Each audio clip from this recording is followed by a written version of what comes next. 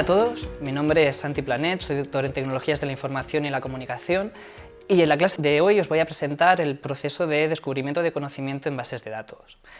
El proceso de descubrimiento de conocimiento en bases de datos, también conocido como KDD por sus siglas en inglés, Knowledge Discovery Databases, es el proceso que nos permite pasar de datos a información útil. Los datos en sí mismos son fuente de información, pero no son información como tal. Y vamos a ver por qué necesitamos de un proceso que nos permita hacer el paso que comentábamos. Vamos a empezar con una metáfora para verlo de forma un poco agresiva.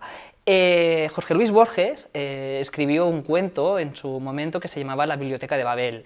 En este cuento el escritor narraba el descubrimiento de una biblioteca prácticamente infinita, a partir de la descripción de la cual nos podíamos hacer una idea de la cantidad de libros que había. Él describe las características de esta biblioteca, el número de estanterías que hay, el número de libros, cuántas páginas tiene cada libro, y que estos libros son una combinación de letras y signos de puntuación.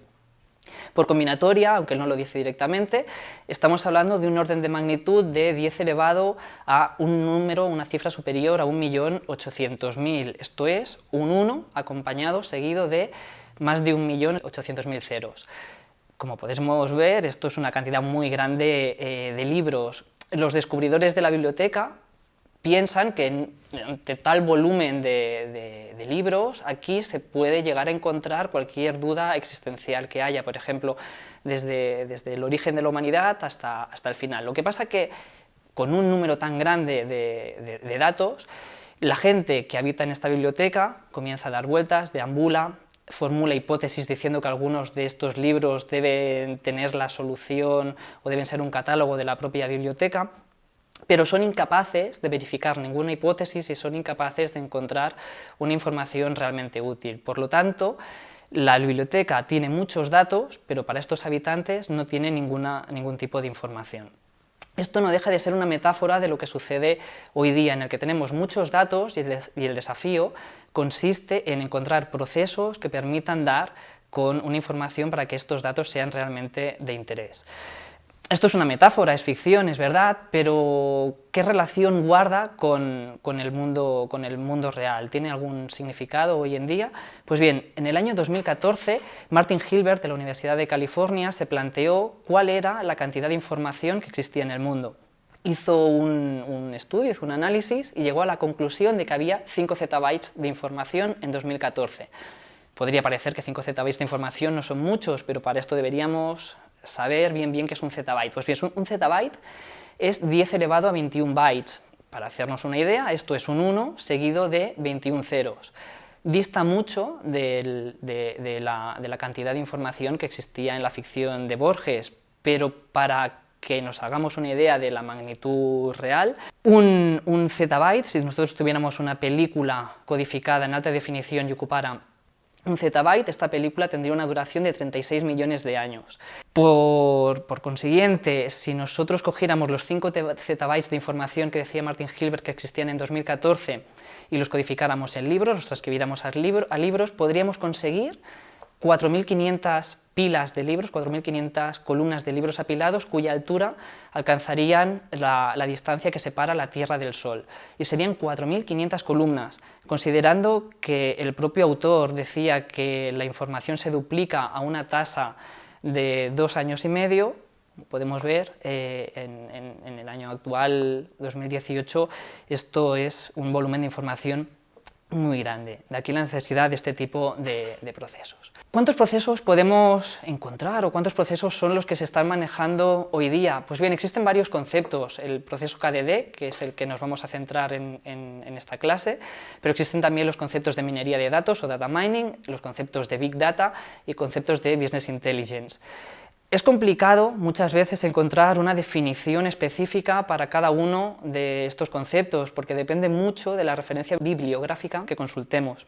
¿Por qué esto es así? Bueno, son conceptos que son relativamente modernos, muchos de ellos se han puesto más de moda que otros, y a pesar de todo, todos están relacionados entre sí. Todos hacen referencia al análisis de datos y muchas veces unos están dentro de otros. El proceso de KDD es la visión más general que podemos obtener del análisis de datos. Una definición que podríamos dar de este proceso es que el proceso de KDD es la extracción no trivial de conocimiento implícito previamente desconocido y potencialmente útil. ¿Qué quiere decir esto? ¿O qué involucra esto? Pues esto involucra el cómo debemos almacenar los datos, cómo tenemos que acceder a los datos, cómo tenemos que dimensionar los algoritmos de análisis para nosotros poder extraer información de estos datos y finalmente cómo los resultados de los algoritmos se interpretan y se visualizan para poder hacer un uso de los mismos. El proceso de KDD es un proceso que consta de diferentes fases. A partir de los datos operacionales, que son la fuente de datos que nosotros queremos analizar y de la cual queremos sacar una información útil, aplicamos una serie de procedimientos para hacer una serie de transformaciones hasta llegar al conocimiento. Los datos operacionales, en primer lugar, pasan por una fase de selección para obtener unos datos objetivo, cuyo contenido se procesa mediante un sistema de limpieza para obtener unos datos procesados. Estos datos procesados se tienen que codificar para prepararlos a la siguiente fase, que es la fase de análisis. Obtenemos lo que conocemos como datos transformados. Estos datos transformados son la entrada a los diferentes algoritmos de aprendizaje artificial, y aquí es donde encontraríamos los conceptos de minería de datos, y extraeríamos unos modelos. Estos modelos de conocimiento deberían ser evaluados y deberían ser interpretados para realmente extraer una información útil. ¿Qué tiene que ver aquí el concepto de data mining, que es lo que os comentaba que estaba dentro del proceso anterior? Vale, pues data mining es un subproceso del proceso de KDD. A pesar de todo, en mucha bibliografía se puede observar que el proceso de data mining no se considera una fase de KDD, sino que se considera todo el proceso de KDD. En este caso, data mining sería todo el esquema anterior, donde la parte de análisis la formarían algoritmos de machine learning, inteligencia artificial y demás. Sin embargo, lo más habitual es considerar que el proceso de KDD es un proceso general y data mining es un subproceso dentro de él, sería la parte de análisis. La definición que podríamos dar de data mining es un proceso automático o semiautomático para descubrir patrones en los datos. ¿Esto qué quiere decir? Que aquí lo que vamos a tener va a ser un subconjunto de algoritmos de inteligencia artificial, de machine learning, de estadística, para nosotros analizar los datos y sacar una serie de patrones, sacar unos modelos que sean inteligibles. Data mining, por lo tanto, se puede comprobar que es una acción, es un hecho. ¿Qué es Big Data en todo este universo, en este embrollo de palabras que estamos diciendo? Big Data no deja de ser un proceso de KDD específico para grandes datos. Recordemos que Big Data se suele definir como un conjunto de datos masivos que se caracteriza por tres Vs. Una es el volumen de datos, un volumen ingente de datos. Otra es la variedad de los datos, tenemos datos de diferente naturaleza. Y la otra es la velocidad con la que necesitamos procesar estos datos. Son las tres Vs del Big Data. Pues bien, si nosotros cogemos el procedimiento general de KDD y lo adaptamos a estas tres Vs que estábamos comentando anteriormente, obtenemos lo que conocemos como Big Data. Data mining, ¿qué pinta aquí? ¿Qué pinta dentro de Big Data? Pues nuevamente, como en el proceso de KDD, data mining puede ser un subproceso, dentro del proceso de KDD, es la parte de análisis. Evidentemente, los algoritmos de data mining que formen parte del esquema más general de Big Data tendrán que estar adaptados a estas características de volumen, variedad y velocidad de procesado. Y por último, el concepto de Business Intelligence, que también está muy de moda. ¿Qué quiere decir o qué papel juega dentro de todo este esquema? Pues Business Intelligence es un proceso que se centra en técnicas para analizar datos cuyos resultados se van a aplicar a propósitos de negocio. No necesariamente requiere de técnicas avanzadas de análisis como podría ser data mining o Big Data si estamos tratando de grandes datos. Digo no necesariamente porque con técnicas estadísticas ya podemos obtener los resultados que nosotros queremos.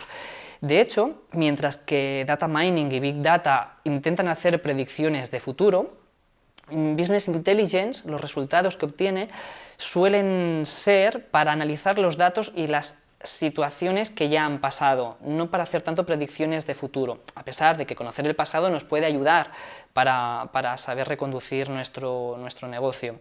Pero no es el objetivo de las técnicas anteriores, que son mucho más generales, y sí es el caso de Business Intelligence. Veíamos antes en la definición del KDD que se focaliza en cómo se almacenan los datos y cómo se accede a ellos, y por otra parte en cómo se adaptan los algoritmos y luego los algoritmos de aprendizaje y cómo la salida de estos algoritmos de aprendizaje se tenía que interpretar para sacar información útil.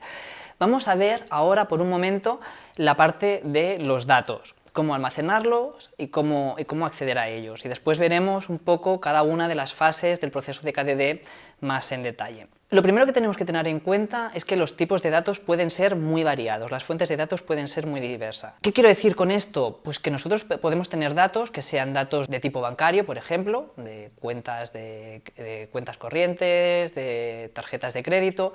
Podemos tener datos que provengan de las tarjetas cliente típicas de los supermercados, estas tarjetas que nos pasan en caja cuando hacemos la compra y sin ser conscientes y creemos que nos dan un descuento, realmente nos están pagando con este descuento por la información que les estamos suministrando, porque les estamos diciendo qué compramos y cuándo lo compramos, y ellos pueden hacer toda un perfil, tanto para nosotros enviarnos una publicidad específica como para los supermercados o las grandes superficies saber cómo distribuir sus productos. Pueden ser datos procedentes de las redes sociales tipo Facebook, Twitter, Instagram, estas redes que usamos y que son de forma gratuita y nosotros nos creemos que somos los clientes de las redes, pero realmente nosotros lo que somos el producto de las redes, porque les estamos regalando también información acerca de nuestros gustos, cuándo utilizamos estas redes, cuándo nos gusta lo que nos gusta, para ellos luego vendernos como tal, como producto a terceros y podernos hacer una segmentación, podernos meter en una segmentación de mercado y poder vender nuestra información a terceros. Y esto que serían los datos tal vez más obvios, serían unos, pero también podríamos tener otros datos un poco más avanzados, como sería, por ejemplo, los procedentes del análisis automático de imágenes. Las imágenes que nosotros introducimos en Instagram, por ejemplo, se pueden analizar por un algoritmo de visión artificial y sacar qué es lo que estamos fotografiando, pero también podemos tener el análisis de tramas de voz y podemos coger lo que sería la señal de voz, parametrizarla de forma prosódica o con parámetros de voice quality y obtener unas tramas numéricas que no dejan de ser datos que alimentan bases de datos y nos identifican de una u otra manera. Como podemos ver, en nuestro uso diario de las tecnologías estamos proporcionando datos a mansalva a terceros y para que hagan un uso de esta información que extraen a partir de ellos. De forma general, ¿estos datos qué son? ¿O cómo son estos datos? Estos datos pueden ser estructurados, no estructurados o pueden tener una naturaleza híbrida. Por datos estructurados entendemos aquellos que se pueden definir dentro de una estructura fija, los que podrían ubicarse dentro de una tabla de Access, por ejemplo. Como datos no estructurados tendríamos los procedentes de archivos multimedia, pues por ejemplo una imagen o una trama de voz que comentábamos antes, y como datos híbridos serían los documentos XML, por ejemplo. ¿Cómo almacenaríamos todos estos datos que son tan distintos? Pues bien, las organizaciones trabajan con dos tipos de sistemas, los sistemas OLTP y los sistemas OLAP. Los sistemas OLTP se caracterizan por ser datos que almacenan operaciones del día a día. Son bases de datos que no son demasiado grandes, estamos hablando del orden de megabytes a gigabytes. Trabajan con datos actuales, que están actualizados a fecha de hoy. Son datos, por lo tanto, dinámicos, porque de forma continua se están actualizando, y son bases de datos que están pensadas para admitir muchas transacciones. Continuamente se está escribiendo y leyendo en estas bases de datos. Por lo tanto, tienen una actividad operacional, están pensadas para la operativa del día a día. Por contra, los sistemas OLAP son otro paradigma, están más orientados al análisis. ¿Qué quiere decir esto? Que son como almacenes de datos, que no son tan pequeñas como las anteriores, estamos hablando de un volumen de datos bastante más grandes, del orden de gigabytes a terabytes, y están pensadas para almacenar datos históricos. Como son datos históricos, evidentemente son datos más estáticos, y por el hecho de ser datos estáticos no admiten tantas transacciones, están pensadas para que nosotros, si tenemos un sistema OLTP, de forma periódica periódica, pasemos datos al sistema OLAP y aquí los almacenemos para un análisis histórico. Por lo tanto, lo que hemos dicho, pocas transacciones y están pensadas para que tengan actividad analítica y no operacional como los casos anteriores. Es dentro de estos sistemas OLAP donde encontramos los sistemas de data warehousing, que es también una palabra que se pone de moda para referenciar básicamente eso, un almacén de datos. Cuando nosotros tenemos unos datos en nuestro sistema OLTP que ya sabemos que no se van a modificar, los pasamos al Data Warehouse, al almacén de datos, para simplemente analizarlos. Los Data Warehouses tienen 4 características principales. Una de ellas es que son variables en el tiempo. En tanto que estamos haciendo traspasos periódicos de información del sistema OLTP al sistema OLAP, al Data Warehouse, los etiquetamos a través de metadatos, para decir en qué momento estamos haciendo este traspaso de información. De esta manera, cuando nosotros hagamos un análisis de los datos, podemos hacer un análisis a lo largo del tiempo. ¿Qué pasaba hace 5 años? ¿Qué pasaba hace 2 años? ¿Y qué pasó el mes pasado? Como tenemos toda la información almacenada, podemos hacer el análisis temporal, tal como hemos comentado. La información en un data warehouse es no volátil, realmente tenemos acceso de lectura y no acceso de escritura si no es para hacer ese traspaso periódico del sistema OLTP al data warehouse. Pero una vez los datos están en el data warehouse, ya los datos se consideran que son estáticos y no se modifican. Están orientados al tema, por lo tanto, además de que teníamos unas etiquetas temporales, tenemos unas etiquetas que nos dicen cuál es la temática de cada uno de los conjuntos de datos que tenemos en el data warehouse para hacer un análisis más sencillo y poder acceder a ellos de forma directa, y son sistemas integrados. Como hemos comentado, tenemos muchas fuentes de información y necesitamos que haya una consistencia a pesar de todo en estos datos, por lo tanto son unos sistemas que necesitan de una gran integración. De esta manera nosotros podemos ver en un esquema, podríamos ver que tenemos una serie de datos operacionales, lo que serían nuestras bases de datos de uso diario, que de forma periódica alimentan un data warehouse, que sería una base de datos pensada para análisis, y estos datos orientados para análisis y preparados para este análisis ya se guardan transformados para que las herramientas de análisis se apliquen de una forma mucho más sencilla. Se pueden subdividir en unos conjuntos un poco más pequeños, los data marts, que de lo que se trata es de reducir la dimensionalidad de este gran almacén de datos para poder acceder a partes concretas del almacén y hacer unos estudios predeterminados que nosotros tuviéramos. ¿Qué tipos de bases de datos permiten esto que estamos diciendo? Pues bien, existen varios tipos de bases de datos. Los más conocidos son los de estructura relacional, son los que se conocen en las típicas bases de datos de Access o MySQL. Son datos que se almacenan en forma de tablas, por lo tanto son datos habitualmente estructurados, en los que los registros se identifican por un identificador y mediante un sistema de claves primarias y foráneas se relacionan las diferentes tablas. Cuando hablamos de estas tablas podemos encontrar diferentes elementos. Cada una de las filas es lo que se conoce por un registro. Estos registros también se pueden llamar ejemplos o casos. Yo utilizaré una nomenclatura indistinta para referirme a estas filas, a estos registros, a estos casos, a estos ejemplos. Las diferentes columnas, las que nos definen la estructura de las bases de datos, es lo que se conoce como parámetros o atributos. También son términos indistintos que se pueden utilizar en cualquier momento, las columnas de la base de datos, los atributos o los parámetros. Estos son los sistemas más empleados, pero también son los más rígidos, a pesar de que mediante instrucciones SQL podemos hacer un análisis bastante completo. Sin embargo, digo que son más rígidos, y esto no es del todo cierto, pero sí que es verdad que a medida que el volumen de datos ha ido creciendo, que las aplicaciones se han ido haciendo más grandes y que las redes sociales han cobrado más importancia, estos sistemas de bases de datos se han quedado un poco cortos.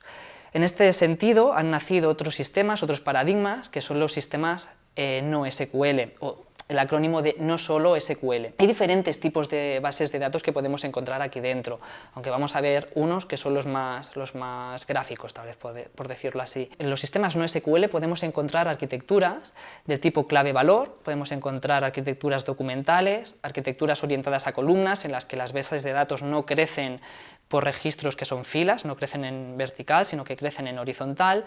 Podemos encontrar bases de datos basadas en objetos, que se basan, valga la redundancia, en la programación orientada a objetos, como sería C++ o Java, pero tal vez las más gráficas y las que nos pueden servir para ilustrar más ese concepto serían las basadas en grafos. Las bases de datos basadas en grafos lo que nos permiten es establecer una relación entre los diferentes nodos que tenemos en una base de datos. Vamos a suponer, como ejemplo, una red social en la que tuviéramos una serie de libros y los usuarios, las personas que usan esta red social, pueden comprar los libros, pueden indicar qué libros han comprado y además tenemos información de los autores. Así, por ejemplo, nosotros podríamos tener dos usuarios, un usuario Alicia y un usuario Juan, y sabríamos que el usuario Alicia ha comprado La sombra del viento. Establecemos una relación de compra entre estos dos nodos. Al mismo tiempo, sabemos que La sombra del viento lo ha escrito Carlos Ruiz Zafón, sería una persona que además es autor, y se establece una relación de que Carlos Ruiz Zafón escribe el libro La sombra del viento que ha comprado Alicia.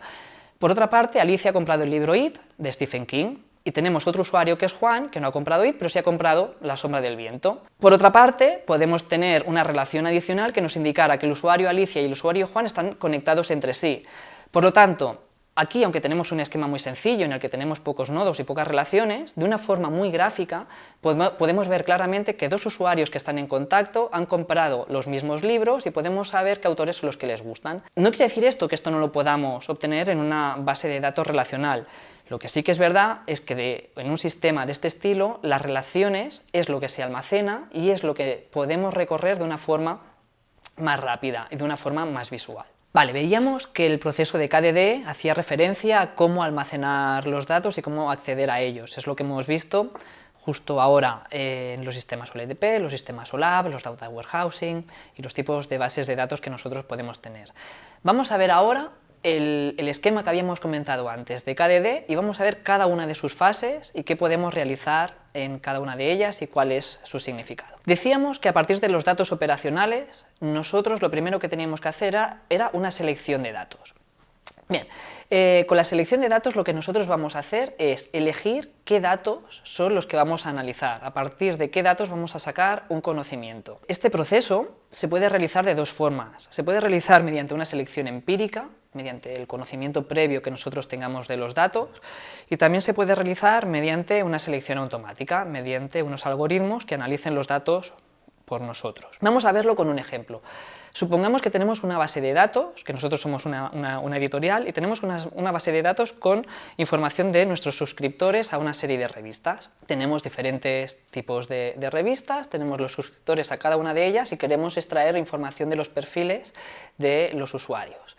Pues nosotros podríamos hacer una selección y decir, vale, a partir de los datos que yo tengo de mis suscriptores voy a seleccionar unos cuantos. Seleccionaría el ID del usuario suscriptor, podría seleccionar su nombre, su dirección, su fecha de nacimiento, su fecha de suscripción y el tipo de revista al que está suscrito. Esto sería lo que comentamos antes, las columnas de la tabla de la base de datos que nosotros querríamos analizar. Pero ahora pongamos por caso que se complica, que nosotros tenemos mucho más datos, hemos recopilado mucha más información de estos usuarios. Tal vez datos que ellos ni saben que nos han proporcionado, que simplemente los hemos obtenido por el uso de algún tipo de red social a la cual tenemos acceso.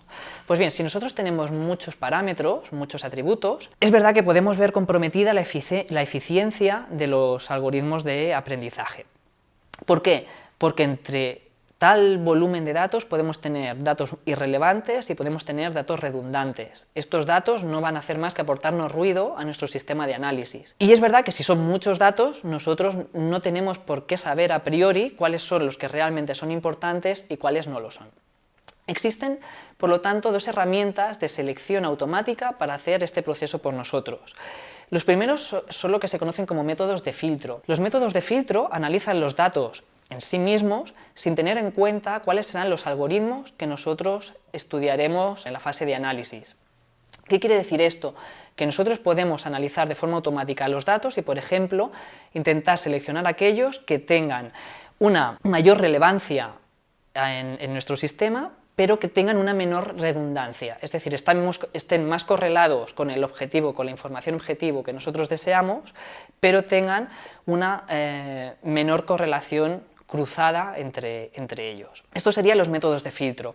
Existen también los métodos de envoltura, y los métodos de envoltura, a diferencia de los anteriores, sí que están pensados para trabajar con unos métodos de análisis específicos. Si recordamos el esquema de KDD, Existe un proceso de retroalimentación en cada una de las fases. A pesar de que hemos dicho, y ahora comentaremos cuáles son todas estas fases, tal como estamos haciendo con el proceso de selección, estas fases no son independientes. Nosotros podemos en cualquier momento volver atrás y modificar alguna fase anterior para continuar adelante en el proceso de KDD.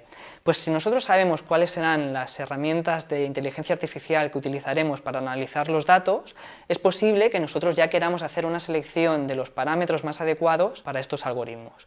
Para esto usamos lo que comentábamos, métodos de envoltura, que lo que hacen son búsquedas en el espacio de parámetros. Estas búsquedas pueden ser de diferente naturaleza. Las más comunes son las búsquedas voraces. Las búsquedas voraces son unas búsquedas exhaustivas que lo que hacen es recorrer todo el espacio de parámetros, por lo tanto son bastante costosas computacionalmente, recorrer todo el espacio de parámetros para encontrar los que mejoran la eficiencia de los algoritmos de aprendizaje. Así, por ejemplo, en una búsqueda voraz incremental, nosotros partiríamos de un único parámetro y miraríamos de todos los parámetros que definen mi base de datos, cuál es el más relevante. Si estamos haciendo un ejercicio de clasificación, por ejemplo, cogeríamos un clasificador y miraríamos cómo funciona con el primer parámetro, después miraríamos cómo funciona con el segundo parámetro, con el tercero, el cuarto y así hasta el parámetro n. Y nos quedaríamos con el que nos da un mejor resultado. A continuación miraríamos qué pasa si en vez de con un parámetro trabajamos con dos. Como ya hemos escogido el primer parámetro más relevante, miraríamos a continuación cuáles de todos los parámetros que nos quedan, todos menos el que ya hemos cogido, y lo añadiríamos al conjunto de parámetros. Así miraríamos este parámetro que hemos escogido con el primer parámetro, y este parámetro con el segundo, y con el tercero, el cuarto, y así de forma iterativa. Nos quedaríamos con la combinación que nos mejora el resultado del algoritmo de clasificación y volveríamos a repetir el proceso, pero ahora con tres parámetros. Teniendo los dos primeros parámetros fijos, probaríamos qué pasa con un tercero. Esto lo repetiríamos hasta que o nos quedáramos sin parámetros o, en el mejor de los casos, que es lo que se pretende precisamente con la selección de parámetros, que es reducir la dimensionalidad del problema, en aquel momento en el que añadir un parámetro más no nos mejorara la tasa de clasificación de nuestro clasificador. Esta sería una estrategia de método de selección voraz. Podríamos encontrar, hemos dicho que esta es incremental, podríamos encontrar la versión decremental, partir de todo el conjunto de parámetros y reducir la dimensionalidad del problema. Y también podríamos encontrar otro tipo de algoritmos que lo que hicieran fuera introducir dos parámetros y eliminar uno, para volver a introducir dos parámetros y eliminar uno, de forma que añadimos el concepto de que el algoritmo se ha podido equivocar, vamos a darle margen para poder salir de una solución local. Estos algoritmos, como comentaba antes, son muy costosos computacionalmente y existen otras alternativas como podrían ser las propias de la computación evolutiva, como los algoritmos genéticos, pero que vamos a dejar fuera de esta explicación. Una vez hemos visto que podemos hacer una selección, de hecho que debemos hacer una selección de los parámetros que tenemos en nuestra base de datos de entrada, el siguiente proceso va a ser el proceso de limpieza. Vamos a limpiar los datos para evitar tener datos erróneos o que sean inconsistentes, que efectivamente nos van a perjudicar en el momento del análisis. Por ejemplo, vamos a verlos a través de un ejemplo, siguiendo el ejemplo que habíamos dicho de la editorial que quiere analizar los datos de sus suscriptores. Supongamos que tenemos registros en los que vemos usuarios cuyo apellido Jiménez está escrito con G o con J, y nosotros sabemos que, por las características de los demás datos de este registro, pues están haciendo referencia a un mismo usuario, simplemente que el usuario en algún momento dado o se ha equivocado sin querer y ha introducido su apellido de dos maneras distintas, o tal vez lo ha hecho expresamente porque por algún motivo no quería proporcionar, en dos accesos que ha realizado a la red, no quería proporcionar su información veraz. ¿Qué podríamos hacer nosotros si estamos seguros de que el registro es el mismo y que se haya duplicado por este error en la primera letra del apellido? Lo que podríamos hacer sería corregirlo, cambiar el apellido Jiménez, que no deseamos, por el que sí corresponde. También podríamos encontrar algún tipo de error del estilo que la fecha de suscripción a nuestra revista supiéramos que es a todas luces errónea. Por ejemplo, la fecha de suscripción del usuario podría ser anterior a la fecha en la que la revista se ha comenzado a publicar. Evidentemente esto no sería un dato válido y nos perjudicaría en el momento de realizar el análisis. ¿Qué podríamos hacer en este caso? Coger el parámetro de fecha de suscripción y borrarlo, simplemente ponerlo a null. un dato que es inexistente. O si creemos que para nuestro algoritmo o nuestro interés final este registro nos va a perjudicar de una forma muy importante, podríamos eliminar el registro completo. Por otra parte, supongamos que tenemos un valor numérico que no existe, por lo que sea el usuario no lo ha introducido o nosotros lo hemos perdido. Pues si sabemos que este valor numérico es un valor que corresponde con un atributo continuo, lo que podríamos hacer sería, por ejemplo, interpolarlo entre dos valores o simplemente sustituirlo por el valor medio de los datos que sí disponemos. Si fuera un valor discreto pero numérico, podríamos sustituirlo por el valor de la moda, que vendría a ser el equivalente a la media. Pues ahora ya tenemos nuestros datos que hemos seleccionado, los hemos limpiado, ¿y cuál sería el siguiente paso? Todavía no entramos en la fase de análisis, ahora nos vamos a la fase de codificación. La fase de codificación lo que hace es preparar los datos para los algoritmos de análisis, para ya comenzar a extraer información. Fijémonos que todavía no hemos empezado a extraer información de los datos, simplemente los estamos preparando. Y es una tarea a todas luces bastante costosa. Vale, pues la fase de codificación lo que hace es transformar los datos para prepararlos para su análisis. Vamos a seguir con el ejemplo de la editorial. ¿En qué consistiría la codificación? Pues una de las cosas que podríamos hacer sería simplificar los datos. Hemos dicho que hemos almacenado la dirección de cada uno de los usuarios, pero nosotros en el momento de analizar es muy probable que no nos interese saber su dirección concreta, que nosotros no queramos saber que la gente que vive en un determinado edificio, de una determinada calle, de una determinada ciudad, está suscrita a una revista o a otra. Seguramente lo que nos interesa es hacer un estudio por ciudad, o por provincia, o por país, con lo cual nosotros podríamos transformar los datos de entrada, este atributo que hemos llamado dirección del suscriptor, y lo podríamos sustituir pues por una región de interés. Por lo tanto, estamos simplificando el problema. Otras cosas que podríamos hacer, las fechas de nacimiento de los suscriptores las podríamos cambiar por su edad, y cambiar ese campo de tipo fecha lo podríamos cambiar por un tipo numérico, un campo numérico que sería la edad del suscriptor. ¿Qué más cosas podríamos hacer? Podríamos dividir las cantidades numéricas más grandes por un factor constante y así reducir el orden de magnitud de las mismas. Por ejemplo, hemos dicho que hemos cambiado las fechas de nacimiento por edades. Y es verdad que las edades de nuestros suscriptores difícilmente van a tener más de 2 dígitos. Podríamos haber almacenado, por ejemplo, el nivel de ingresos de los usuarios, el nivel de ingreso de los suscriptores. Estas cantidades van a ser más grandes, esperemos, van a ser más grandes que las cifras que representan sus edades. Con lo cual, cuando nosotros introduzcamos estos datos numéricos a un algoritmo de análisis, encontraremos magnitudes que no están en el mismo orden, en la misma escala. Lo que podríamos hacer sería coger estos datos de nivel de ingresos y dividirlos por un factor constante que nos redujeran la magnitud, de manera que luego los algoritmos siempre trabajaran con valores numéricos que están dentro de un mismo rango. Y por último, otra cosa que podríamos hacer sería convertir los valores booleanos que hicieran referencia a valores verdadero o falso por unos y ceros respectivamente y trabajar siempre con formatos numéricos. Esto dependerá, como os comentaba antes, de los algoritmos de análisis que empleemos. A continuación habrá algoritmos de análisis que no podrán tratar valores numéricos, habrá otros que necesitará que sean numéricos y según lo que tengamos, lo que nosotros queramos utilizar, utilizaremos unos u otros, una estrategia de codificación. Y llegamos ahora ya sí a la fase de análisis. La fase de análisis es la que realiza la búsqueda de patrones y modelos en los datos transformados. Fijaros, sin embargo, que hemos pasado por toda una serie de procesos para manipular los datos y que esto no ha sido una tarea sencilla. De hecho, es una tarea costosa y más cuanto más datos tengamos. Es de aquí que, enlazando con lo que comentábamos antes, los data warehouses toman relevancia. Si nosotros estos datos ya los almacenamos en una base de datos histórica y los almacenamos procesados, cuando los queramos analizar solamente tenemos que recurrir a data warehouse y extraerlos para su posterior análisis. Si estamos trabajando con datos operacionales en todo momento, tenemos que repetir todos estos pasos y siempre de la misma manera para luego aplicar las técnicas de análisis. Esto, evidentemente, dependerá de la organización y del tipo de estudio que podamos realizar o de la disponibilidad de recursos que dispongamos en nuestra organización. ¿Cuáles son las técnicas de análisis de las que nosotros disponemos y que podemos utilizar? Pues vale, las herramientas de análisis van a depender mucho de los datos de los que nosotros disponemos.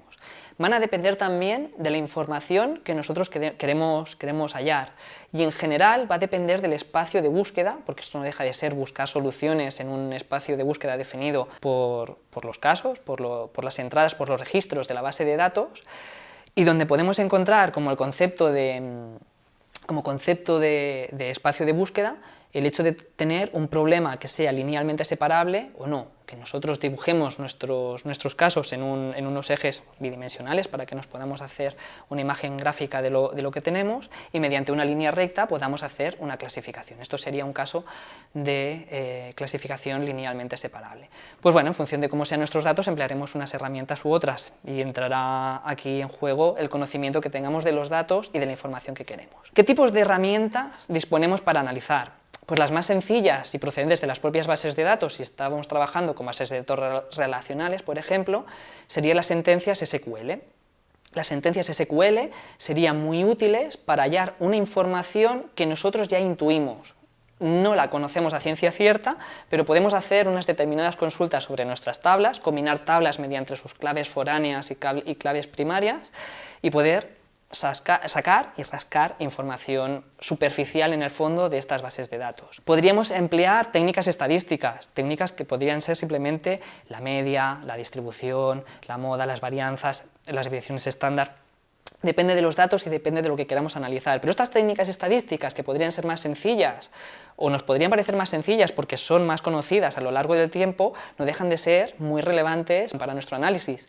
Y es verdad que no siempre necesitamos recurrir a herramientas más avanzadas para lo que nosotros necesitamos. A veces simplemente visualizando los datos nosotros ya podemos extraer un conocimiento. Supongamos que tenemos una base de datos en la que tenemos solamente dos columnas, dos atributos. Como son dos atributos, nosotros podríamos dibujar nuestros datos en unos ejes y distribuir nuestros datos en una superficie bidimensional. Tal vez, representando los datos, si hemos escogido estos dos parámetros de forma adecuada, nosotros ya podríamos ver agrupaciones de puntos y ver clústeres, podríamos ver perfiles de usuarios o de los elementos que estemos analizando. Si no es así, porque estamos hablando de una dimensionalidad más elevada y no podemos dibujarlo simplemente, pues recurriríamos a herramientas matemáticas para hacer este análisis. Y aquí entrarían ya las herramientas de minería de datos, que son las que vamos a ver a continuación, algunas de ellas. Lo que nos tiene que quedar claro, eso sí, es que los diferentes algoritmos de Machine Learning, inteligencia artificial, todo lo que forma la minería de datos en sí, los algoritmos tienen dos fases habitualmente, una fase de entrenamiento, la que nos crea los modelos, y una fase de prueba, la que verifica o valida cómo funcionan estos modelos o si son más fiables o menos. Lo veremos a continuación. Decíamos antes que las técnicas de aprendizaje que nosotros escojamos van a depender del espacio de búsqueda.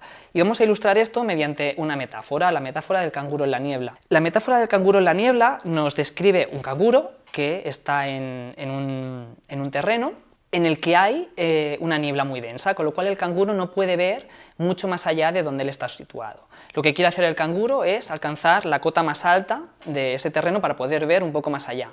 Y lo que va a hacer, lo único que puede hacer es, mirando lo que tiene a su alrededor, que como decimos hay una niebla densa y por tanto no puede ver a mucha distancia, lo que va a hacer el canguro va a ser saltar al punto más elevado que tenga a su alrededor, y una vez esté en ese punto, saltar al siguiente punto más elevado que está a su alrededor, así hasta alcanzar un lugar en el que no haya más puntos elevados, con lo cual cualquier otro salto le supondría quedarse igual o disminuir su altura, habría alcanzado lo que para él sería la solución al problema. Pues bien, el espacio de búsqueda aquí es muy relevante, porque se pueden dar diferentes casos. Imaginemos que el terreno es un terreno suave, en el que solamente hay un montículo, y además el gradiente de elevación se dirige hacia la solución óptima. El canguro irá saltando de forma iterativa y encontrará ese único punto elevado, con lo cual encontrará la solución global óptima del sistema. Puede pasar, sin embargo, que en el terreno exista más de un montículo. Si esto es así, el canguro comenzará a saltar y cuando dé con un montículo se detendrá, porque dirá, ya he encontrado la solución al problema, pero no quiere decir que esta sea la solución global del problema, sino que será una solución, seguramente una solución local. ¿Cómo saber que hemos alcanzado la solución global o la local? Pues si no conocemos los datos no lo podremos saber, y evidentemente no conoceremos los datos porque por eso estamos recurriendo a herramientas de aprendizaje. Pero ¿nos sirve encontrar una solución local? Según sea la respuesta a esta pregunta, utilizaremos unas herramientas u otras. ¿Qué pasa si el terreno no es suave, sino que es abrupto? Pues el canguro alcanzará alguna solución local, es verdad, y además lo hará de una forma más rápida, con lo cual puede ser que encuentre una solución que sea muy poco óptima, pero lo hará de una forma muy rápida. Si no escogemos bien el algoritmo de aprendizaje, puede ser que nos encontremos con un resultado que no es el que esperábamos. Puede pasar además que en el terreno no tengamos información de la altura. ¿Qué pasa en este caso? Pues que el canguro, si no es porque salte al azar y dé con ese punto más elevado, realmente no va a hacer nada en este espacio de búsqueda con el algoritmo de búsqueda que tiene, que se basa simplemente en ver lo que tiene a su alrededor y saltar al punto más alto.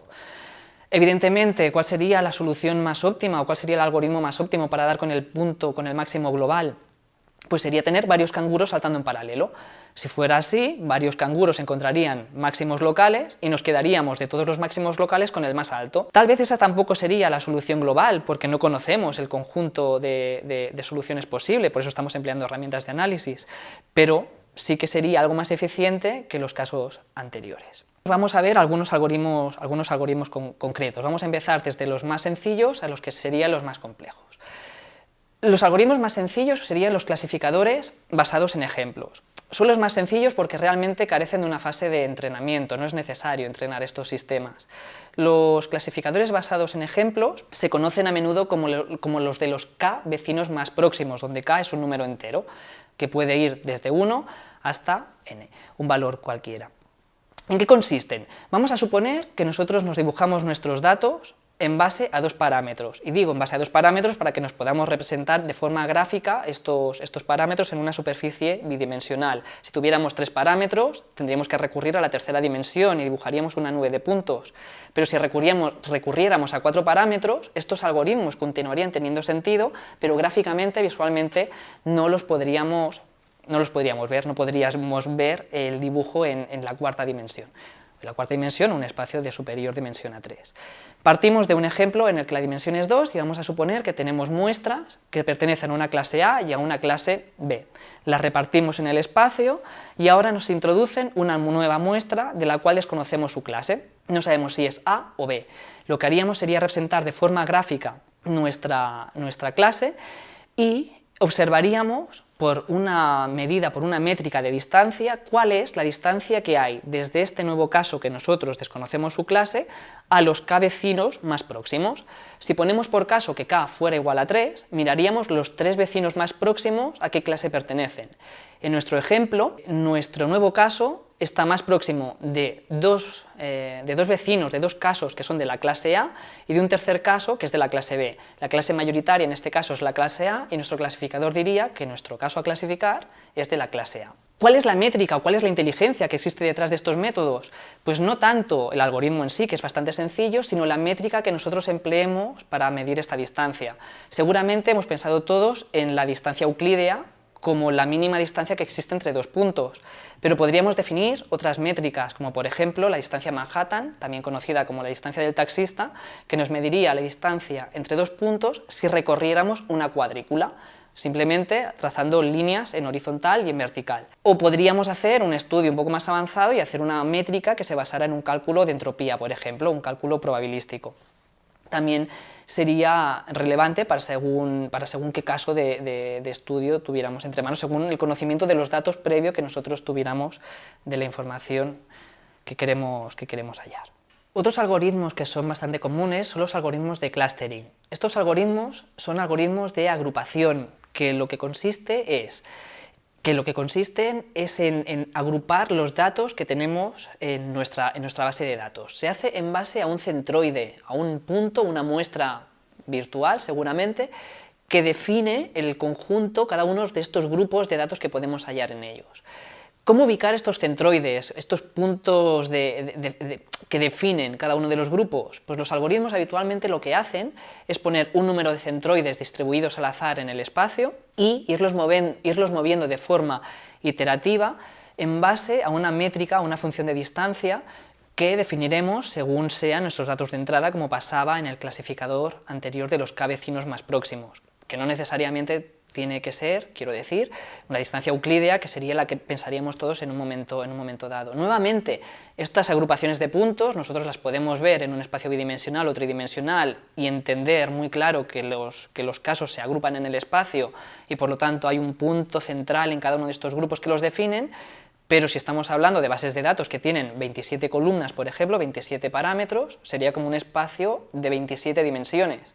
No podemos imaginar cómo es este espacio, pero eso no quiere decir que no podamos medir la distancia entre los puntos en un espacio de 27 dimensiones. Las reglas matemáticas son exactamente las mismas, a pesar de que nuestra imaginación no nos conduzca a ello. A pesar de que he comentado estas métricas para hacer las agrupaciones de puntos, nosotros podemos hablar de herramientas estadísticas para hacer estas agrupaciones, lo cual nos permitiría hacer agrupaciones con un cierto solape entre los puntos. Estaríamos hablando de distribuciones gaussianas y modelos un poco más avanzados. Otros algoritmos que son bastante comunes son los árboles de decisión.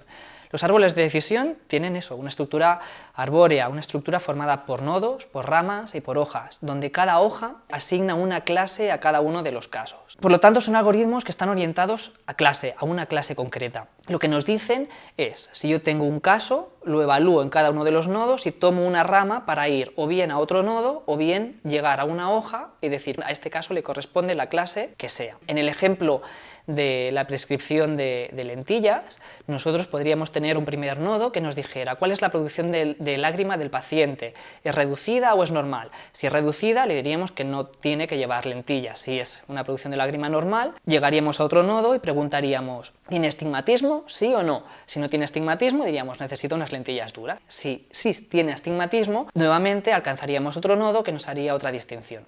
Este ejemplo no tiene un fundamento científico más allá que el ser meramente ilustrativo. ¿Cómo se definen estos nodos? Pues estos nodos se definen en base a la ganancia de información.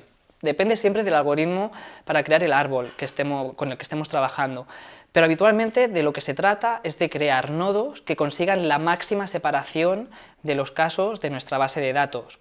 ¿Para qué? Para conseguir árboles lo más pequeños posibles. Además, podemos aportar mejoras a estos árboles, que sería la poda de los árboles, intentar simplificarlos al máximo. ¿Por qué son útiles estas podas de los árboles de decisión? Porque nos permitirán alcanzar un conocimiento que además será más generalizable, que huya un poco de los elementos perjudiciales que podrían añadir el ruido a la base de datos. Cuando hablo de ruido me refiero a casos que no estuvieran bien definidos, por ejemplo. Las reglas de asociación son otros algoritmos, bastante similares a los árboles de decisión, pero la diferencia principal es que no predicen una clase concreta. En este caso, nosotros tenemos unas reglas que nos definen las asociaciones que se definen entre los diferentes atributos de la base de datos de forma un poco generalista, podríamos llegar a decir. Así, por ejemplo, podríamos entender dos reglas como las que podemos describir a continuación, que sería, si el parámetro x es verdadero y el parámetro y es mayor que 10, entonces el parámetro z tiene que ser rojo. Pero podríamos encontrar otra regla que nos dijera, si el parámetro x es falso y el parámetro z es azul, entonces el parámetro y es menor que 10. Como podemos ver, son dos reglas en las que la predicción que nos está haciendo no es la de la misma clase. Antes predecíamos el atributo z y ahora predecimos el atributo y. Esto no pasa en los árboles de decisión, que sí están orientados a una clase concreta.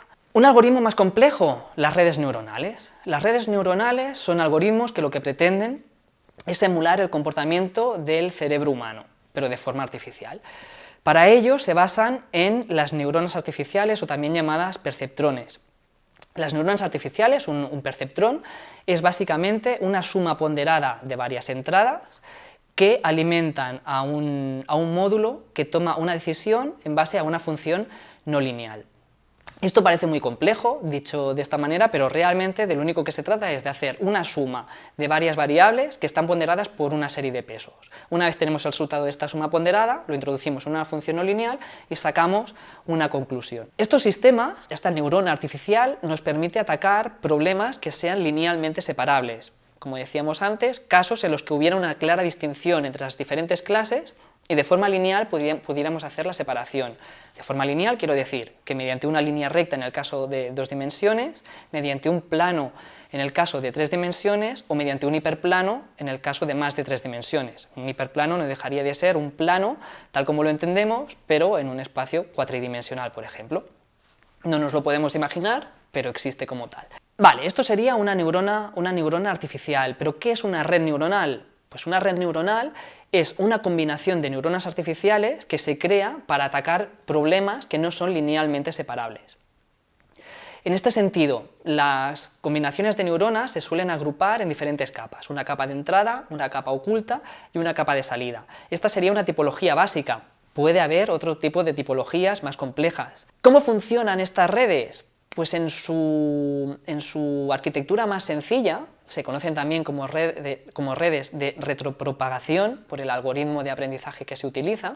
Lo que se hace es poner al inicio de la red neuronal una serie de casos conocidos y forzar a la salida cuál es la clasificación que debe tener. Mediante la muestra reiterada de casos conocidos, hacemos que se refuercen las sinapsis, las uniones entre las neuronas. Y este refuerzo no deja de ser matemáticamente, en este tipo de sistema, el ajuste de los pesos que decíamos antes en estas diferentes sumas ponderadas. ¿Cuántas neuronas debe tener nuestra red neuronal? Porque claro, parece que a más neuronas tuviéramos, más aprenderá nuestra red. Y esto es cierto, a más neuronas pongamos, más aprenderá nuestra red, pero más se adaptará a los casos que le estamos mostrando al comienzo. Recordad que nosotros lo que queremos siempre es hallar conocimiento nuevo o hacer algo que sea generalizable para qué pasa cuando yo meto un caso que no conozco y quiero saber su salida. Pues tenemos que llegar a un compromiso. Tenemos que poner un número de neuronas tal que la red sea capaz de aprender, pero también un número lo bastante reducido como para que la red sea capaz de generalizar y que si yo introduzco un caso desconocido, la red pueda darme una salida adecuada. Existen otras técnicas más complejas que ya no entraremos en ellas, como podrían ser las máquinas de vector de soporte, que lo que hacen es complicar un problema añadiéndole una dimensionalidad superior para poder hacer una separación lineal de un problema no lineal. Podríamos encontrar metamétodos. Los metamétodos no dejarían de ser combinaciones de varios algoritmos. Yo puedo tener una clase que funciona muy bien con unos algoritmos de aprendizaje y otra clase que funciona muy bien con otros. Pues podría combinar varios métodos de aprendizaje y a partir de aquí crear un clasificador más grande. Vale, pues esto sería la finalización de la etapa de análisis. Con esto que estamos creando unos modelos que ahora tienen que ser interpretados y evaluados. ¿Cómo de buenos son los modelos que yo he encontrado? Hemos hablado, por ejemplo, de árboles de decisión. Este árbol de decisión que yo he encontrado a partir de mis datos de entrada, cuando he entrenado, es generalizable, va a funcionar bien, realmente me aporta un conocimiento válido. Pues vamos a ver cómo podemos hacer esto. No siempre es fácil evaluar lo que nosotros hemos aprendido. Pudiera parecer que sí, pero vamos a ver un ejemplo, un caso bastante simple para ver lo que quiero decir. Imaginemos que sacamos una regla de conocimiento que nos dice que todos los cisnes del mundo son de color blanco. Yo hago una serie de observaciones y da la casualidad que todos los cisnes que yo observo son de color blanco. Pero ahora resulta, y yo pretendo validar la regla, decir, vale, pues es que yo por la observación que he hecho todos los cisnes son blancos, pero ahora yo me encuentro con un cisne de color negro que invalida la regla. Realmente es como, pues no todos los cisnes del mundo son de color blanco, hay uno que me dice que esta regla no funciona. Pues esto, que es más o menos sencillo de entender, es lo que el filósofo Karl Popper en su momento definió como el principio de asimetría entre la verificación y la refutación.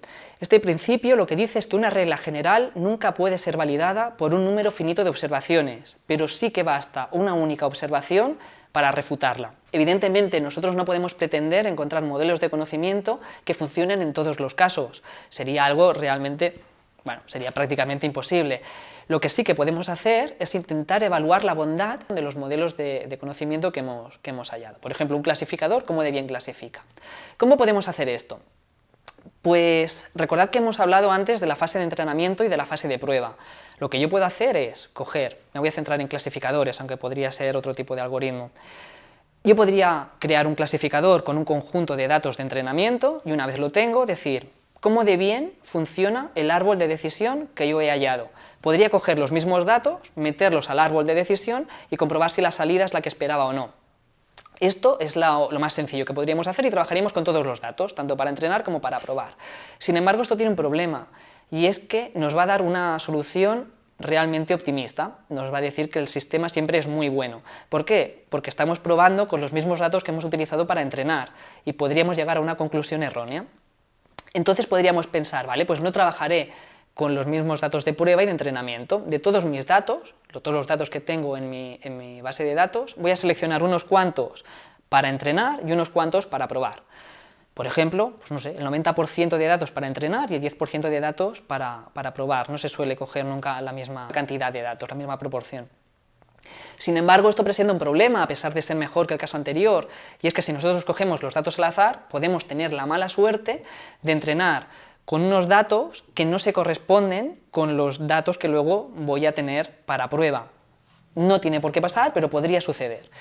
Para evitar esto, ¿qué es lo que podemos hacer? Dar una vuelta de tuerca más y entrar en métodos de validación cruzada. Los métodos de validación cruzada lo que hacen es realizar este mismo proceso pero de forma iterativa. Vamos a coger nuestro conjunto de datos inicial y vamos a dividirlos. Vamos a hacer 10 partes. Las primeras 9 partes las voy a utilizar para entrenar y la última parte la voy a utilizar para probar. Vale, esto es lo mismo que habíamos hecho antes, pero ahora vamos a iterar. Voy a dejar de lado el grupo que había utilizado para probar, lo voy a meter dentro del grupo de entrenamiento y uno de los grupos de entrenamiento que tenía antes los voy a sacar para probar, y esto lo haría 10 veces. Sacando esta medida, lo que sería repetir el proceso anterior, pero 10 veces y con datos de entrenamiento y de prueba distintos, haríamos luego un promedio y sacaríamos la medida de la bondad de nuestro modelo clasificador, de nuestro árbol de decisión. Este es un modelo que realmente se emplea mucho porque entra en juego este margen de error que podemos tener en los diferentes grupos que hemos definido para entrenar y para probar. Está muy bien, decimos, cogemos los grupos, los entrenamos, los probamos, pero ¿qué métrica tengo para yo saber si el clasificador clasifica bien o no? Pues existen varias métricas. Existen métodos más generales y métodos que podríamos estudiar por clases. Estamos hablando de clasificadores en el fondo, con lo cual, si yo quiero saber si mi clasificador clasifica bien unas clases u otras, más allá de que las clasifique bien todas, que eso sería lo esperado, podemos analizar cómo lo hace por separado. El caso general, miremos en un clasificador cuál es el porcentaje de casos correctamente clasificados. Este sería una tasa de clasificación ponderada, un porcentaje. De todos los casos que yo le meto, cuál es el porcentaje de aciertos. Si lo quiero mirar por clases, tendría que recurrir a otras métricas, otras medidas, como serían, por ejemplo, la medida de precisión y la medida de cobertura, que son las más habituales. Estas medidas, lo vamos a ver con un ejemplo para no entrar en fórmulas, básicamente lo que me dicen es cómo funciona el clasificador por clase. Vamos a suponer que tenemos un número de muestras finito en el que tenemos 5 muestras de una clase de color rojo y 2 muestras de una clase de color verde. Vamos a suponer que nuestro modelo de conocimiento que hemos extraído mediante un método de análisis nos marca las 2 bolas de color verde y el modelo nos dice estas bolas son de color verde. ¿Cuál sería la precisión de este modelo de conocimiento? Pues la precisión sería del 100%, porque de los 2 casos que ha seleccionado como verdes, afirma que son verdes, por lo tanto la precisión es del 100%. ¿Y la cobertura? La cobertura hace referencia a cuántos casos abarca el modelo que hemos predicho. Pues de 2 casos que teníamos nosotros en nuestro sistema, resulta que nuestra regla realmente identifica los 2 casos, por lo tanto la cobertura también es del 100%. Podemos tener otra casuística, por ejemplo, de las 5 bolas rojas podríamos tener un modelo que seleccionara 2 y nos dijera, estas bolas son de color rojo.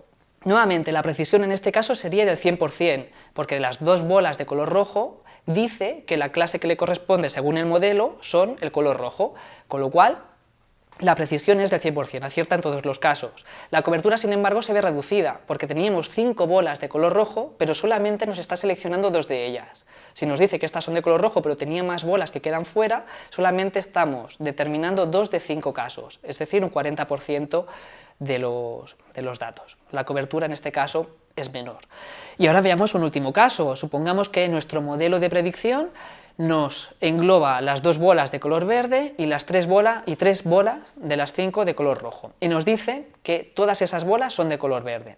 ¿Cuál es la cobertura en este caso? Vamos a empezar por la cobertura. Pues en este caso la cobertura es del 100%, porque de 2 bolas de color verde realmente la regla abarca esas 2 bolas. Por lo tanto, cobertura del 100%, cobertura completa. Pero ¿y la precisión? Pues la precisión ahora se ve reducida. ¿Por qué? Porque solamente está acertando 2 casos de los 5 que engloba. 2 de 5, 40% de precisión. ¿Qué es lo que nos interesa en un modelo de conocimiento? Pues depende, nuevamente, de cuáles sean los datos de entrada, de cuál es la información que nosotros queremos hallar.